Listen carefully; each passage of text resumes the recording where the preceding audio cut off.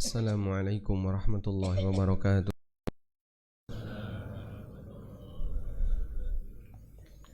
Alhamdulillah wassalatu wassalamu ala Rasulillah wa ala alihi wa sahbihi wa mawalah. Wa ashhadu an la ilaha illallah wahdahu la syarika lah. Wa ashhadu anna Muhammadan abduhu wa rasuluh sallallahu alaihi wa ala alihi wa sahbihi wa man tabi'al huda ila yaumil qiyamah. Alhamdulillah, puji syukur kita haturkan kehadirat Allah Subhanahu wa taala. Di kesempatan pagi ini kembali kita lanjutkan kajian rutin dengan membaca kitab Riyadhus Shalihin, dan insyaallah tentang memahami makna dari amanah. Allah Subhanahu wa taala telah menyebutkan pada ayat yang kemarin sudah kita bahas bahwa Allah menawarkan amanah kepada siapa saja? Langit, bumi dan gunung, tapi mereka tidak sanggup untuk mengembannya sebagaimana yang Allah tegaskan di surat Al-Ahzab ayat 72. Inna aradna al-amanata 'alas samawati wal ardi wal jibal fa'abaina ay yahmilnaha wa ashfaqna minha wa hamalaha al-insan innahu kana zaluman jahula. Sesungguhnya kami tawarkan amanah ini kepada langit, bumi dan gunung. Fa'abaina ay yahmilnaha, namun mereka tidak mau untuk menanggungnya. Wa hamalahal insan, dan ditanggung oleh manusia. Wa ashfaqna minha, mereka ketakutan kemudian ditanggung oleh manusia. Nah, apa yang dimaksud dengan amanah dalam ayat ini? Di ayat yang lain di surat Al-Mu'minun, Allah Ta'ala juga memuji orang yang amanah. Walladzina hum li amanatihim wa ahdihim ra'un. Di antara ciri orang mukmin adalah orang yang mereka bisa menjaga amanah dan janji yang telah mereka sampaikan. Sekarang kita akan bahas makna dari amanah itu. Amanah ada yang bermakna umum. Makna amanah yang bermakna umum ini berlaku untuk semua bentuk amanah yang Allah Ta'ala berikan kepada hamba. Amanah dari Allah untuk hambanya. Nah, berkaitan dengan amanah yang bersifat umum ini, ada beberapa definisi yang diberikan oleh para ulama. Makna yang pertama adalah beban syariat, yang di situ berisi perintah, larangan, dan aturan. Sehingga makna amanah yang merupakan amanah dari Allah kepada hambanya adalah beban syariat, at-taklif, yang disebut dengan apa? At-taklif. Beban syariat yang Allah Subhanahu wa ta'ala berikan kepada hambanya.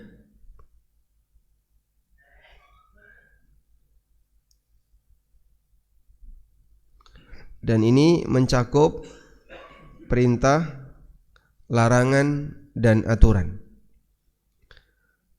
Kemudian yang kedua, yang dimaksud amanah secara makna umum ini artinya adalah semua yang Allah titipkan kepada hamba untuk dijaga, sehingga tidak boleh disia-siakan, tidak boleh disepelekan, dan nanti Allah akan minta pertanggungjawaban. Dan untuk yang kedua ini cakupannya lebih luas, mencakup syariat, kemudian juga nikmat, yang Allah Subhanahu wa taala berikan kepada hambanya. Sehingga badan ini amanah. Harta yang Allah berikan kepada kita adalah amanah. Keluarga yang Allah berikan kepada kita adalah amanah. Nikmat ini mencakup nikmat badan, nikmat harta, kemudian nikmat keluarga, punya anak, punya pasangan, itu semuanya adalah amanah. Dan ini bisa kita jumpai dalam keterangan yang disampaikan oleh Muhammad Amin Asy-Syinkiti dalam tafsir beliau Adwa'ul Bayan fi tafsiril Qur'an bil Qur'an. Kata Asy-Syinkiti rahimahullah, wal amanatu tashmulu kullu mastauda'aka Allah wa amaraka bihifdhihi. Amanah itu mencakup semua yang istauda'akallah, yang Allah titipkan kepadamu dan Allah perintahkan untuk menjaganya. Fayadkhulu fiha hifdzu jawarihik, maka tercakup di dalamnya adalah menjaga anggota badanmu. Min kulli ma la yardallah, agar jangan sampai melakukan sesuatu yang tidak Allah ridhai. Wa hifdzu ma'tuminat alai min huquqin nas, dan menjaga hak-hak manusia yang diamanahkan kepadamu. Sehingga di sini lebih luas cakupannya, tidak hanya berkaitan dengan aturan syariat, termasuk apapun yang Allah titipkan kepada kita. Maka makna walladzina hum li amanatihim wa ahdihim ra'un, orang yang pandai menjaga amanah dan perjanjian mereka, adalah mencakup semua yang dititipkan oleh Allah kepadanya, dia jaga. Menjaga fisik, menjaga indera, menjaga anggota badan, menjaga harta, jangan sampai dimanfaatkan untuk hal yang enggak benar. Ini masuk kategori amanah. Kemudian ada keterangan yang disampaikan oleh Al-Qurtubi. Wa qala Al-Qurtubi rahimahullah, wal amanatu ta'ummu jami'a wadha'ifid din 'ala as-sahih min al-aqwal. Amanah yang dimaksud dalam ayat ini mencakup semua tugas agama 'ala as-sahih min al-aqwal, menurut pendapat yang sahih. Wa huwa qaulul jumhur, dan ini merupakan pendapat jumhur ulama. Sehingga berdasarkan keterangan ini, maka amanah adalah beban syariat. Kita baca keterangan Ibnu Jarir At-Tabari.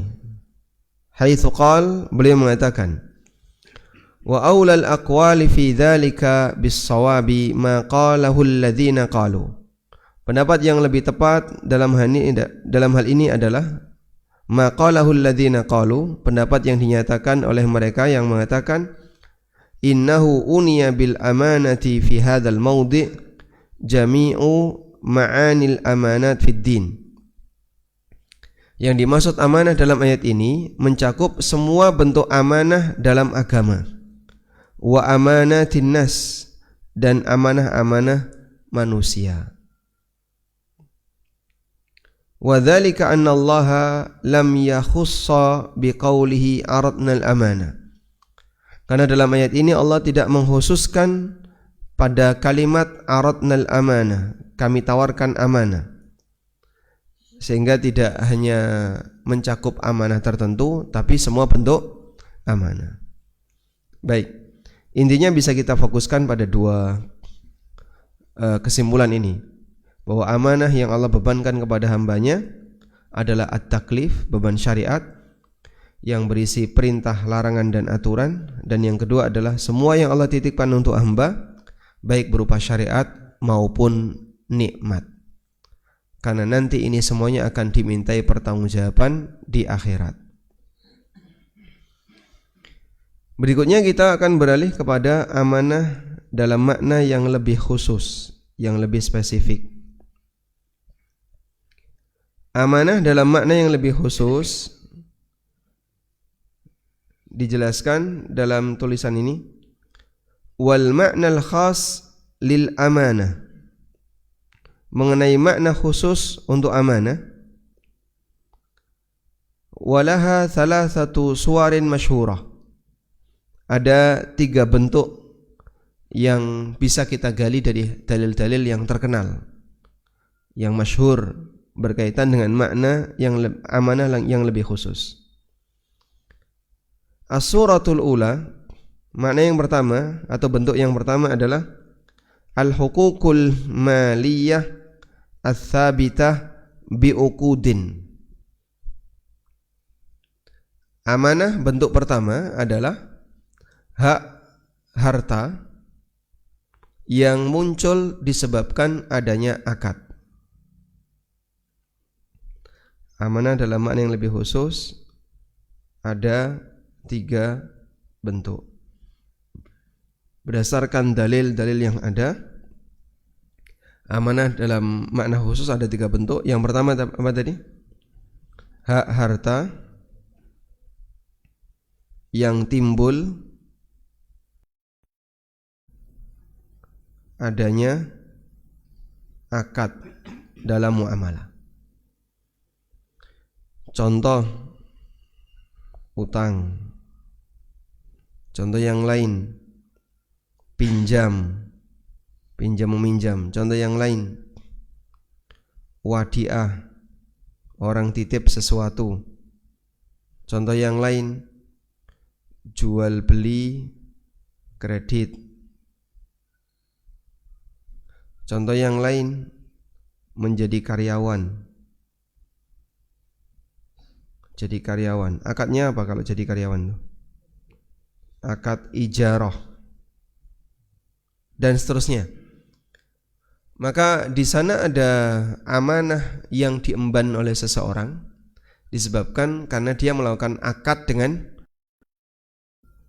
ada amanah harta, amanah beban tugas disebabkan karena dia telah melakukan akad dengan orang lain.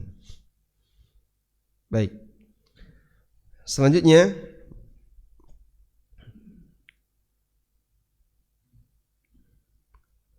di sini ada keterangan yang disebutkan dalam Al-Mawsu'ah Al-Fiqhiyah Al-Kuwaitiyah, ensiklopedia fikih, menyebutkan wa bitatabbu'i tubayyinu anna al-amanata qad ista'malaha al-fuqaha'u bima'nayain. Jika kita telusuri, maka amanah yang digunakan dalam bahasa para ulama mencakup 2 hal.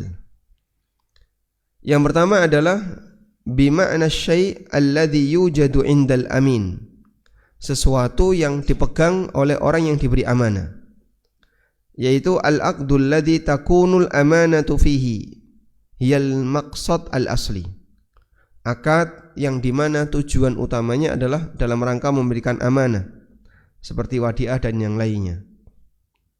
Kemudian yang kedua, al-aqdul ladzi takunul amanatu fihi dhamnan, dan ada yang bentuknya amanah yang di situ terkandung dalam sebuah akad, walaisat aslan, tapi bukan tujuan utama, seperti akad sewa menyewa, akad pinjam meminjam, akad mudharabah, wakalah, syirkah dan yang lainnya. Intinya di sini ya, hak yang timbul karena adanya akad. Kemudian termasuk tadi yang disebutkan adalah kerjasama mudharabah.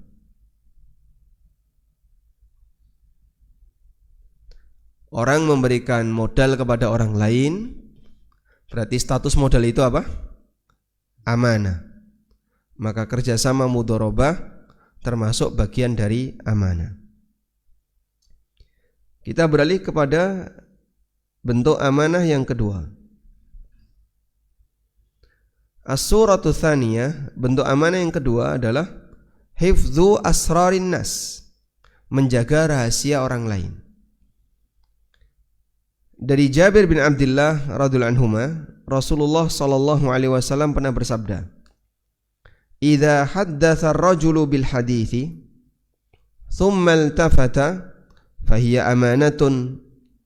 Kalau seseorang ngajak ngobrol orang lain, thumma iltafata, kemudian dia toleh-toleh,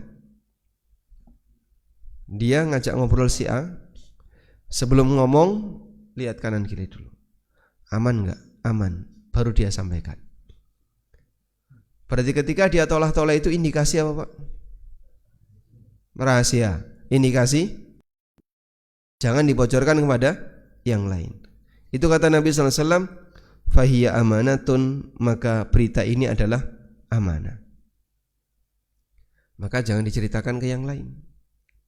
Nah, kadang orang disuruh menjaga berita itu sukanya gimana, Pak? Ada dorongan kuat untuk apa? Menceritakan. Kuat sekali dorongannya.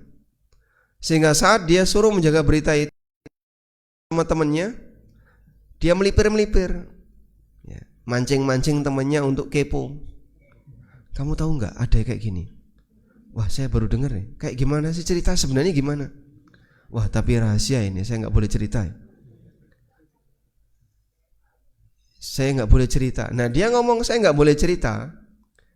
Itu sama dengan ada orang ya bawa ikan yang seharusnya tidak dikasihkan ke kucing, tapi ditunjukkan ke kucing. Nah, ini lihat ini, aku punya ikan. Gimana rasanya? Oh, nggak boleh untuk kamu. Ini ikan nggak boleh untuk kucing. Ditunjukkan sama kucing, biar kucingnya pengen makan. Sehingga kalau memang itu rahasia, ya lupakan saja. Jangan kau ceritakan kepada orang lain dan jangan mancing-mancing di depan orang lain. Kamu tahu nggak? Kayak gini. Saya baru dengar sekarang. Itu loh yang ini. Wah, mbok sing cetha to nek ngomong. Maksudnya itu apa? Ya, mancing-mancing seperti itu akhirnya dikejar. Saya itu sebenarnya nggak boleh cerita, tapi saya ceritakan untuk kamu saja ya. Akhirnya nanti dia nyambung ke temennya, ini untuk kamu saja, jangan kau ceritakan kepada yang lain. A cerita ke B, ini untuk kamu, jangan kau ceritakan kepada yang lain. B cerita ke C, ini rahasia, hanya kamu yang saya beritahu, nggak boleh yang lain. C cerita ke D, ini rahasia, jangan kau ceritakan yang lain. D cerita ke A. Dari mana kau tahu? Masya Allah. Tapi seperti itu yang namanya menjaga berita, berat rasanya. Kemudian dalam hadis yang lain dari Abu Sa'id Al-Khudri radhiyallahu anhu, Rasulullah sallallahu alaihi wasallam bersabda, "Inna min a'zamil amanati indallah yaumal qiyamah." Di antara bentuk amanah terbesar di sisi Allah kelak di yaumil qiyamah, sehingga pertanggungjawabannya berat kalau sampai dibocorkan. Ar-rajulu yufdi ila imra'atihi, ada seorang suami hubungan badan dengan istrinya, wa tufdi ilaih, dan istri berhubungan badan dengan suaminya, thumma yanshuru sirraha, lalu mereka menyebarkan rahasia ranjangnya. Dia cerita pengalaman dia dengan suaminya, dia cerita pengalaman dia dengan istrinya, rahasia-rahasia ranjangnya diceritakan. Seperti ini adalah sama dengan apa? Membongkar aib dan amanah yang terbesar yang nanti akan dimintai pertanggungjawaban di yaumil qiyamah. Hadis riwayat Muslim.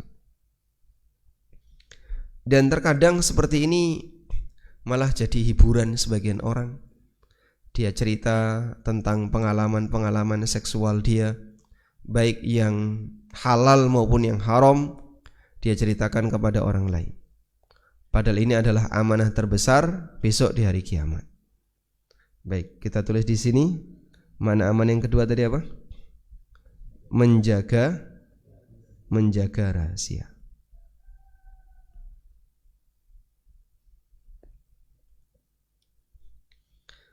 Oleh karena itulah sesuatu yang sifatnya rahasia jangan sampai dibocorkan. Kalau tahu kunci jawaban soal ujian, jangan sampai dibocorkan. Aku tahu soal ujiannya apa. Membocorkan itu dilarang ya. Baik, pernah nggak punya pengalaman ngerti soal ujian, Pak? Dulu waktu SMA saya itu pernah itu nggak sengaja buka laptop guru. Tapi waktu itu belum ada laptop ya, baru PC yang besar, komputer. Ini soal bahasa Inggris. Tak print, Pak. Tak print. Tapi habis ngeprint itu ndredeg saya, waduh. Begini ketahuan gimana, akhirnya saya buang. Dan ternyata persis itu adalah soal ujian. Ujian akhir, kalau dulu masih cawu, Pak ya. Catur wulan. Kok persis seperti yang saya print. Tapi alhamdulillah saya buang waktu itu, jadi nggak sampai dipelajari dengan detail. Baik. Ini contoh sesuatu yang rahasia, jangan sampai dibocorkan. Selanjutnya makna amanah yang ketiga. Amanah yang ketiga, amanah dalam arti khusus adalah al-mas'uliyah wal manasib al-ammah wal khasah. Tanggung jawab dan jabatan baik yang sifatnya luas seperti jabatan negara, wal khasah atau jabatan yang lebih sempit cakupannya seperti jabatan di lingkungan, jadi RT dan seterusnya. Fahiya amanatun yajibul qiyamu fiha.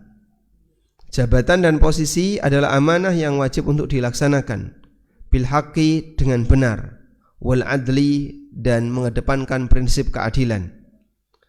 Maka mendapatkan jabatan hukum, jadi aparat penegak hukum, adalah amanah. Mendapatkan jabatan qadha, jadi hakim, adalah amanah. Mendapatkan jabatan jadi mudir, jadi pemimpin sebuah lembaga, yayasan, adalah amanah. Mendapatkan jabatan di keluarga juga amanah. Dan semua bentuk jabatan dan tanggung jawab adalah amanah. Dari Abu Hurairah radhiyallahu anhu, Rasulullah sallallahu alaihi wasallam pernah mengatakan, "Idza duyyi'atil amanatu fantadhiris sa'ah." Apabila amanah itu disia-siakan, maka tunggu as-sa'ah, tunggu datangnya kiamat. Qala, kemudian Nabi sallallahu alaihi wasallam ditanya, "Kaifa idha'atuha ya Rasulullah?" Bagaimana bentuk menyia-nyiakan amanah itu ya Rasulullah? Qala, jawab Nabi sallallahu alaihi wasallam, "Idza usnidal amru ila ghairi ahlihi fantadhiris sa'ah." Apabila urusan diserahkan kepada yang tidak berhak, yang tidak punya kemampuan, tidak punya kapabilitas, fantadhiris sa'ah, maka tunggu kebinasaannya, tunggu kehancurannya, tunggu masa kiamat. Hadis riwayat Bukhari. Baik. Oleh karena itu, kalau sampai jabatan diberikan kepada orang lain karena pertimbangan giveaway, ini jabatan giveaway, hadiah karena dulu kau menjadi tim ses dan tim hore saat pemilu, maka dia dikasih jabatan padahal dia tidak punya kemampuan. Akhirnya begitu lengser, banyak yang ditangkapi. Maka ini pengkhianatan. Ini hakikatnya adalah pengkhianatan. Idza usnidal amru ila ghairi ahlihi fantadhiris sa'ah. Apabila sesuatu diserahkan, jabatan itu diserahkan kepada yang bukan orang yang berhak, maka tunggulah kehancurannya. Wa an Abi Dzarrin, dari Abu Dzar radhiyallahu anhu, qultu, aku pernah sampaikan, ya Rasulullah, ala tasta'miluni? Ya Rasulullah, tidakkah Anda menunjukku sebagai amil? Abu Dzar mengajukan diri untuk ditunjuk sebagai amil, dan amil ketika itu pejabat.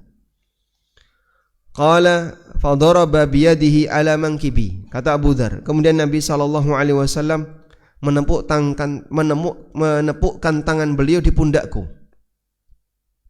Tsumma qala, kemudian beliau bersabda, ya Abu Dzarrin innaka dha'if. Wahai Abu Dzar, kamu itu manusia yang lemah.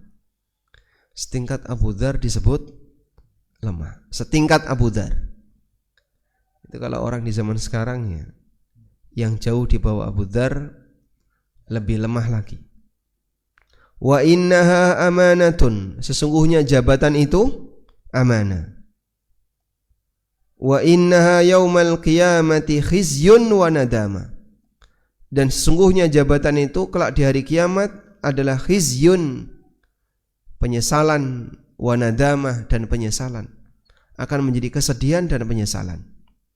Illa man akhadhaha bihaqqiha, kecuali yang mengambil jabatan itu dengan cara yang berhak. Wa addalladzi alaihi fiha, dan dia menunaikan kewajiban jabatannya. Dan sekarang banyak orang yang minta jabatan. Banyak sekali yang minta jabatan. Apa bentuk fenomena orang minta jabatan? Mencalonkan diri jadi untuk dipilih oleh masyarakat. Kita tulis di sini bentuk amanah tadi apa, Pak? Posisi dan jabatan.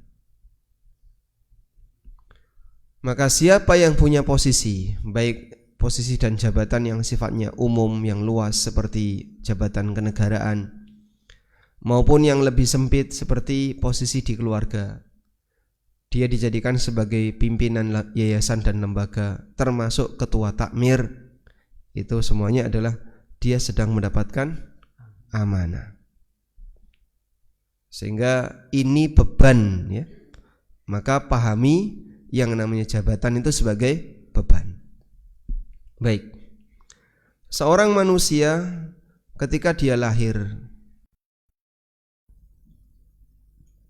bagaimana keadaan manusia yang lahir ini? Bebas tugas. Sehingga bayi itu tidak punya beban apapun. Ini yang disebut dengan bara'atu dhimmah. Manusia ketika dalam posisi lahir, dia dalam keadaan bara'ah az-zimmah, tidak punya beban sama sekali. Bara'ah itu artinya terbebas, az-zimmah artinya beban. Sehingga tidak ada amanah 1, amanah 2, amanah 3, ini gak ada semua. Begitu dia dewasa, datang amanah 1. Apa bentuk amanah 1? Beban syariat. Apa bentuk amanah 1? Allah wajibkan dia untuk jaga nikmat. Lalu dia melakukan akad dengan sama manusia, ada amanah 2. Begitu dia minta jabatan dan dikabulkan, ada amanah 3. Maka ini jadi beban 1, beban 2, beban 3. Sehingga sangat heran kalau ada orang yang senang dikasih jabatan, padahal itu sama dengan dia senang dikasih beban.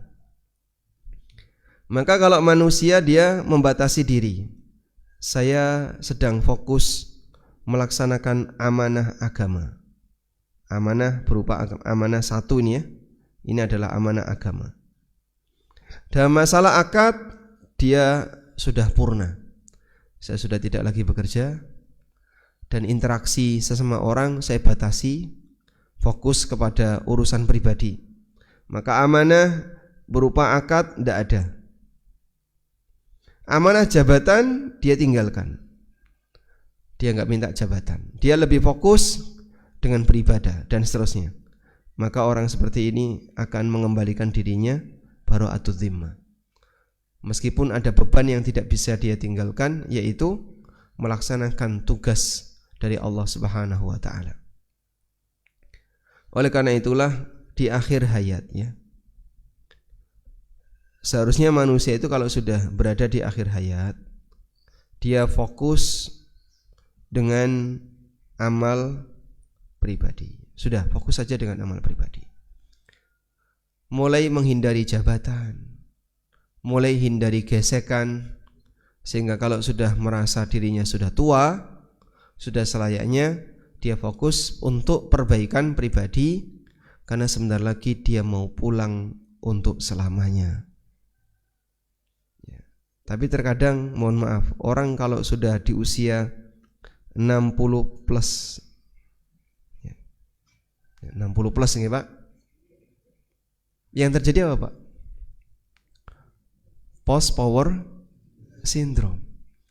Dulu waktu di kantor dia direktur,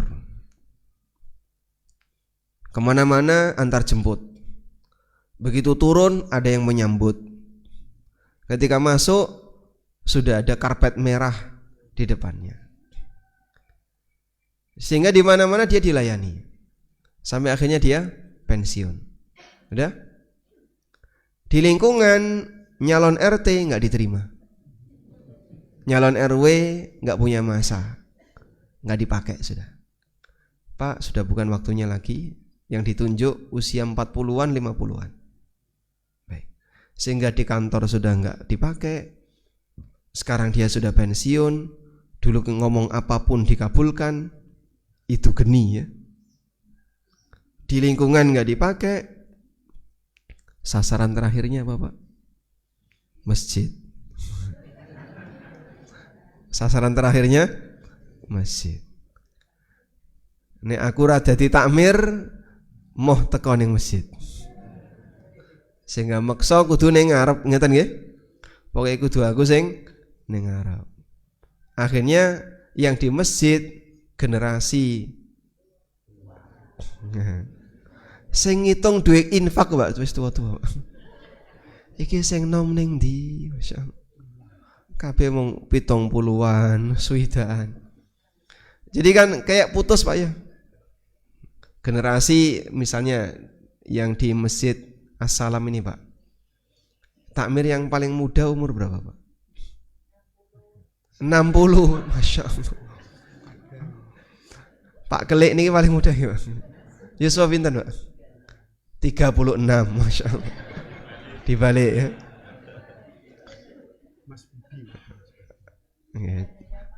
Cuman satu Mas Wibi dok ya. Sisanya Masya Allah 60 plus. Ini yang 60, 20 tahun ke depan kira-kira gimana Pak?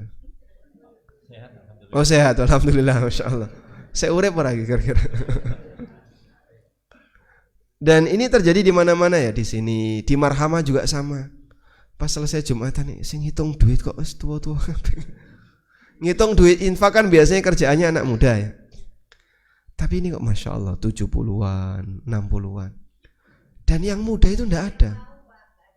Iya, enggak ada yang mau. Jadi regenerasi masjid kita itu enggak ada. Misalnya ini yang hadir di pengajian ini, yang usia 40-an kan pendatang semua ini Pak. Sementara yang usia asli sini rata-rata 70. Ketua takmir pinten Pak? Ketua takmir 27, insyaallah 72, 72. Nanti bendaharanya 73. Masya Allah. Baik. Tapi ini bukan karena merebut kan Pak? Bukan. Karena diberi. Saya pernah ngisi di sebuah masjid. Lalu selesai kajian itu cerita, Bapak yang tadi ngobrol sama kamu itu kemarin sempat ngilang dari masjid lama sekali. Begitu diganti ketua takmirnya, dia langsung mutung. Ya usianya sudah 70-an tahun. Beliau itu dulu rajin datang ke masjid, adzan, jadi imam, resik-resik, sampai akhirnya jadi ketua takmir dalam waktu yang lama sekali dan aktif. Tapi begitu diganti takmir, ngilang orangnya. Ternyata ketika dicari tahu kenapa kok bapak ini ngilang, itu mutung, emosi. Kenapa dia diganti? Itulah contoh. Sudahlah, orang kalau sudah di usia 60 plus, 70 plus, itu seharusnya fokus untuk amal yang sifatnya pribadi. Tidak perlu mengejar sesuatu yang nanti akan menimbulkan gesekan. Sehingga enggak perlu untuk usul jadi RT, jadi RW, marakno beban. Nah, beban itu dia lepaskan untuk meringankan beban amanah bagi dia. Walhamdulillah. Baik. Kita kembali ke Riyadhus Shalihin. Ini di mana ini? Kok kitabnya hang. Sebentar lagi loading.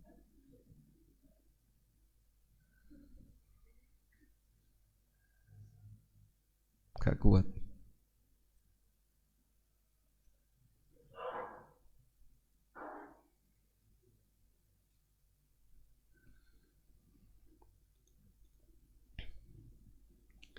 Baik.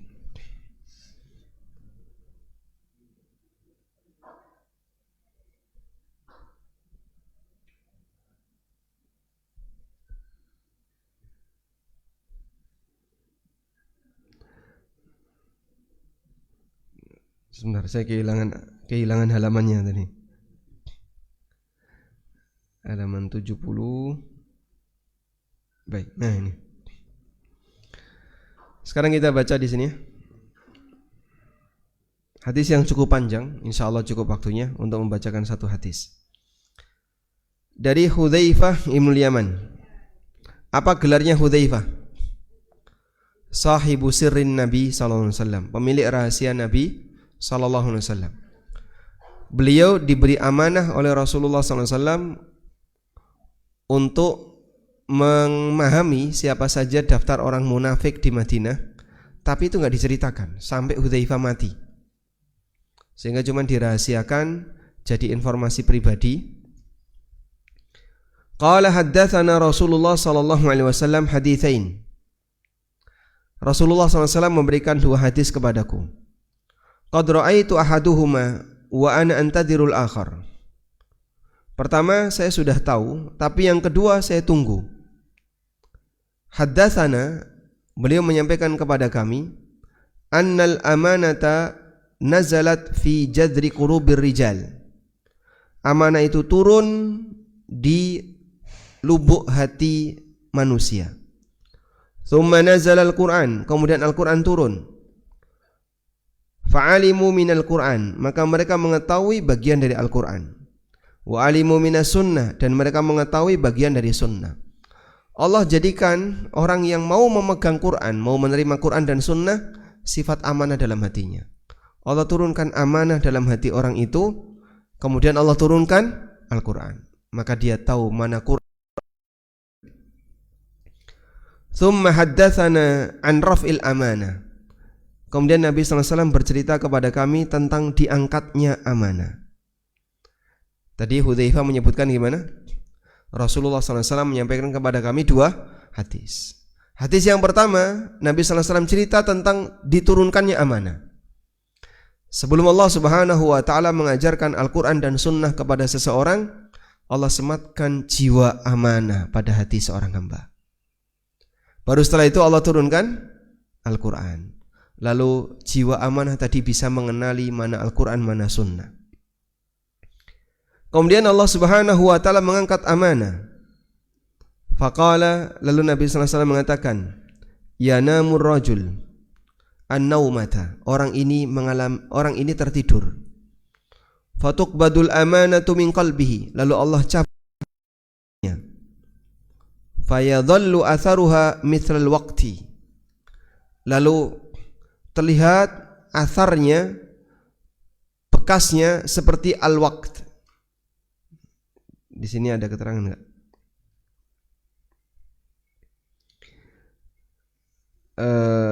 Wa khallafahu dzulmah kal waqti wa huwa i'tiradun launin mukhalifin launil ladzi qabla. Al waqt di sini maknanya adalah warna yang berbeda, membekas di situ yang berbeda dari warna sebelumnya.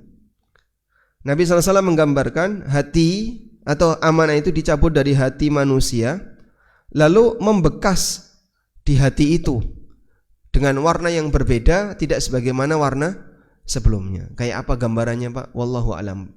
Beliau hanya menggambarkan sesuatu yang terlihat oleh beliau tapi tidak terlihat oleh yang lain. Amanah ketika dicabut dari hati, ada warna yang berubah dari hati ini. Tsumma yanamun nauma, kemudian hamba ini tidur lagi. Fatuqbadul amanatu min qalbihi fayadhallu atharuha mithlu atharil majal, lalu dicabutlah amanah dan kemudian membekas seperti bekasnya al-majl. Al-majl huwa atharun la yakatu yazulu illa ba'da muddatin, perubahan warna yang pekat yang itu hanya terjadi ketika bertahan dalam waktu yang lama. Jadi misalnya ada benda ketutup daun dalam waktu yang lama sekali, ketika daun ini dicabut, terlihat apa Pak? Seperti belang. Seperti belang. Nah, belang ini namanya al-majlu. Wa hiya dhulma fawqa allati qablaha. Terlihat warna gelap di atas hati itu. Kemudian kata Nabi sallallahu alaihi wasallam, kajamri dahrajathu ala rijlika fanafita fatarahu muntabiran wa laysa fihi syai'un. Seperti bara api yang turun di kakimu sehingga membekas sampai gosong. Fatarahu muntabiran wa laysa fihi syai'un. Sehingga kau lihat tapi di dalamnya tidak ada apa-apa. Digambarkan Nabi sallallahu alaihi wasallam ketika amanah dicabut, di hati itu seperti ada yang melepuh tapi isinya kosong. Kita kalau terkena panas kemudian kulit melepuh, gembung ya, isinya apa itu Pak? Air atau udara, sehingga dia kosong. Thumma akhadha hasatan fadahrajahu ala rijlihi fayusbihun nasu yatadbaya'una fala yakadu ahadun yu'addil amanah hatta yuqala inna fi bani fulanin rajulan aminan. Lalu Nabi SAW mengambil sebuah kerikil, kemudian beliau taruh di kakinya. Nah, selanjutnya beliau mengatakan, ketika amanah itu sudah dicabut dari masyarakat, fayusbihun nasu yatabaya'un. Manusia masih melakukan transaksi muamalah, namun tidak dijumpai seorang pun yang menjalankan amanah. Sampai kalau ada orang yang amanah jadi viral. Sampai ketika ada orang yang amanah jadi viral. Inna fi bani fulan, di bani fulan ini ada orang yang amanah. Hatta yuqala lirajul ma ajladahu. Sampai orang itu dikomentari, kuat sekali orang ini. Ma adrofahu, ma aqalahu. Betapa pinternya orang ini, betapa komitmennya orang ini. Wa ma fi qalbihi mithqalu habbatin min khardalin min iman. Di hatinya tidak ada seberat khardal berupa iman. Ini kejadian di akhir zaman, di mana amanah dicabut dari masyarakat, sehingga sampai ketika mereka bermuamalah, tidak ada yang menjalankan amanah, saling mengkhianati. Ada orang yang amanah jadi viral. Dan disebutkan oleh Nabi SAW, di hatinya sudah tidak ada iman seberat biji khardal, biji sawi. Walaqad ata alayya zamanun wa ma ubali ayyukum bayatu la in kana musliman la yaruddannahu alayya dina wa in kana nasraniyan aw yahudiyan la yaruddannahu alayya sa'ihi wa ammal yawma fama kuntu ubayyi'u minkum illa fulanan wa fulanan. Kata Hudzaifah, aku telah menjumpai zaman itu dan aku tidak peduli dengan siapa aku bertransaksi. Lalu beliau mengatakan, kalau aku bertransaksi dengan seorang muslim, pokoknya yang penting agama dia jangan sampai rusak. La yaruddanna alayya dina, agama dia jangan sampai rusak. Kalau saya bertransaksi dengan seorang muslim, jangan sampai dia dosa. Jadi Hudzaifah berkehendak atau menginginkan saat akad dengan orang lain, jangan sampai orang itu berbuat dosa. Wa in kana nasraniyan aw yahudiyan la yaruddanna alayya sa'ihi. Tapi kalau yang saya ajak transaksi itu Yahudi atau Nasrani, yang penting hakku tidak hilang. Yang penting hakku tidak hilang. Untuk saat ini saya hanya mau bertransaksi dengan si A dan si B. Artinya hilangnya amanah itu sudah dirasakan oleh Hudzaifah. Padahal beliau adalah sahabat, sehingga hilangnya amanah tidak jauh dari zaman Nabi sallallahu alaihi wasallam. Muttafaqun alaih, hadis riwayat Bukhari Muslim. Di zaman sekarang, kalau ada pegawai sebuah institusi yang jujur dan amanah, kira-kira viral nggak Pak? Hah? Viral. Sehingga terkenal, Bapak ini jujur dan amanah, menteri ini paling jujur, paling amanah. Ya, seharusnya kan itu hal yang lazim. Maka kondisinya seharusnya dibalik. Yang tidak amanah itu yang seharusnya viral. Ini yang tidak amanah. Karena saking banyak yang tidak amanah, sampai yang amanah viral. Berarti yang amanah ini pengecualian, lebih sedikit daripada yang tidak amanah. Wallahu a'lam. Baik, mungkin demikian yang bisa kita sampaikan. Semoga bermanfaat. Nggih, monggo.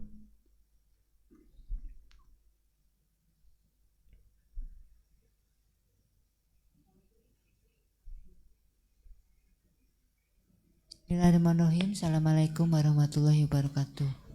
Waalaikumsalam warahmatullahi wabarakatuh. Ada dua hal yang ingin saya tanyakan, mungkin bagi Bapak Ibu sekalian ini sudah umum gitu, tapi kadang-kadang saya tetap mau bertanya ya. Apabila seorang, ini mungkin dianggap remeh ya, tapi saya ingin menanyakan, kalau ada orang yang tidak boleh ngomong tentang penyakitnya seseorang, tapi dia terpaksa gitu, terpaksa mengomongkan tuh gimana Pak? Satu. Kemudian yang kedua, bagaimana hukumnya kalau bagi orang yang pada saat pemilihan, entah itu pemilihan presiden, entah itu gubernur, memilih, apakah itu termasuk membiarkan amanah itu terbengkalai gitu. Jadi mungkin ada yang tidak memilih karena faktor teknis itu ya kita anggap ya itu sudah bisa dimengerti. Tapi kalau dengan sengaja dia tidak memilih, begitu. Ini dua hal yang ingin saya tanyakan. Bagaimana kedudukannya? Assalamualaikum warahmatullahi wabarakatuh. Waalaikumsalam warahmatullahi wabarakatuh. Yang pertama tadi cerita tentang aib orang lain tapi terpaksa. Nah, pertanyaannya adalah definisi terpaksa ini kayak apa? Apakah kalau saya nggak cerita saya dicubitin Pak? Sehingga saya diancam, pokoknya harus cerita, kalau enggak tak cubitin kamu. Terpaksa saya cerita Pak daripada saya dicubitin misalnya. Sehingga dia terancam kalau enggak cerita, itu boleh kita sebut terpaksa. Ada yang kedua, dia cerita karena aib ini punya kepentingan dengan orang itu. Misalnya aibnya A, cacatnya A. Aibnya A ini ada kepentingan dengan B. Terus kita ceritakan kepada B. Boleh? Boleh. Seperti ini tidak masalah.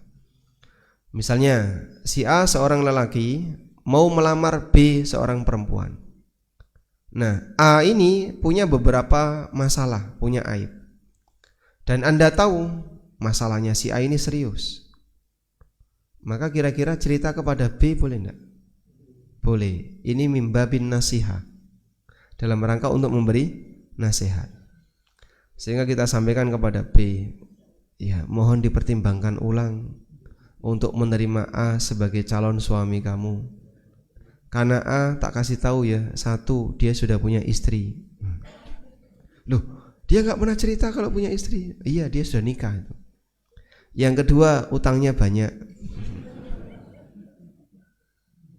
Yang ketiga, orangnya kasar. Yang keempat, dia ceritakan semua. Sampai akhirnya orang itu mundur. Dilakukan oleh Nabi SAW.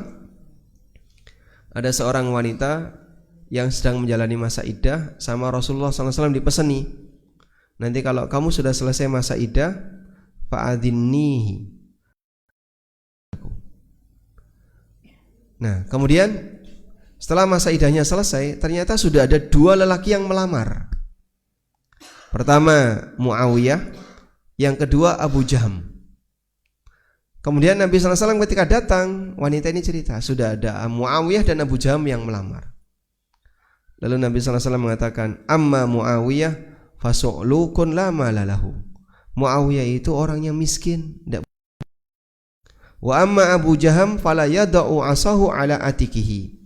Kalau Abu Jaham, dia tidak pernah meletakkan tongkatnya dari pundaknya. Dan itu tafsirnya adalah orangnya suka safar. Nah, kamu kalau nikah sama Abu Jaham nanti ditinggal-tinggal terus. Tazawwaji Usama, nikahlah dengan Usama. Akhirnya dinikahkan dengan Usama bin Zaid. Baik. Nah, ini ada aib yang terjadi pada orang lain dan dia penting untuk diceritakan kepada orang tertentu yang punya kepentingan, silahkan. Ibu tahu nggak ada berita menarik tentang suami ibu? Berita apa? Bayar dulu, suruh bayar. Mau info yang lengkap atau info yang tidak lengkap?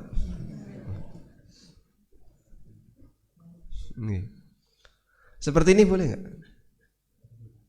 Cerita tentang aib seorang suami kepada istrinya, boleh? Tergantung kepentingan ya. Tergantung kepentingan. Baik. Namun intinya kita pada asalnya ketika melihat aib orang lain, rahasiakan. Karena itu bagian dari amanah. Sebagaimana kita sendiri aibnya tidak ingin diceritakan ke orang lain. Selanjutnya tentang pemilu. Kalau orang tidak milih, saya mau tanya, secara undang-undang negara tidak milih itu boleh nggak? Boleh. Secara peraturan negara tidak milih itu boleh nggak?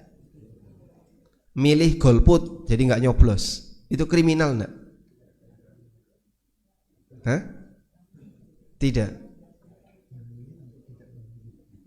Boleh untuk memilih, untuk tidak memilih boleh ya. Hak warga. Baik. Mungkin perlu dibedakan antara tidak milih dengan ngajak orang lain untuk tidak milih. Kalau yang kedua ini dia merusak acara negara ya. Membatalkan acara negara, ini tidak boleh, itu kriminal. Tapi kalau kita tidak milih, ya itu hak pribadi kamu masing-masing. Makanya golput di negara kita kalau sifatnya pribadi itu hak masing-masing. Nah, kalau negara saja mengizinkan, berarti sekarang dari kacamata syariah, apakah orang yang golput itu sama dengan menyia-nyiakan amanah? Misalnya pilihan 1, 2, 3, wah kirana yang ideal pak, menurutku masalah kabeh ini pak. Kadang kan banyak sekali ya para pemilih, terutama untuk pilkada pak, calonnya ono 10, kotaknya ketika kertasnya ketika dibuka lebar sekali ya. Iki sing ndi to sing dipilih, rano sing kenal, dilipat lagi dicoblos kabeh. Karena dia nggak ada yang kenal dan menurut dia tidak ada yang ideal dari semua ini. Akhirnya dicoblos semuanya. Nah, kayak gini ceritanya, jadinya apa? Dia tidak milih. Dan banyak orang baik yang seperti itu.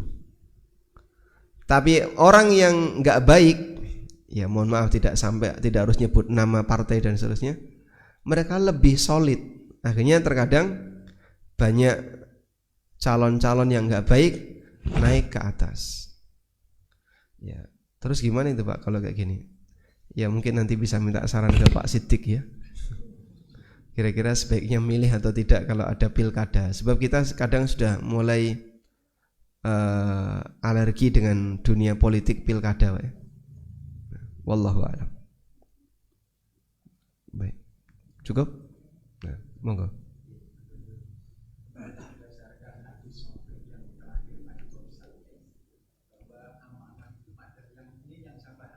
Okay. Amanah itu pada hakikatnya dibebankan kepada jiwa ya, atau ruh itu ya. Nah, sehingga manusia kan tidak diberikan pengetahuan mengenai ruh kecuali hanya sedikit ilang qalila ya. Ya, kemudian kalau kita kaitkan dengan amanah yang dibebankan kepada langit, bumi dan gunung, boleh jadi ini yang dipahami karena langit, bumi dan gunung itu tidak memiliki ruh, dan yang selama ini kita pahami yang diberi ruh itu kan ya manusia, malaikat dan jin. Ya, sedangkan manusia ruh dan jasad.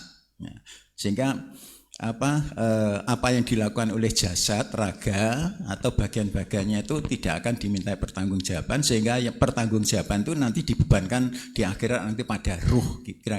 Yang saya pahami seperti itu. Misalnya Rasulullah pernah bersabda, apabila manusia, dan itu kalau tidak salah juga sahih ya, diriwayatkan oleh Ibnu Majah dan dua perawi yang lainnya.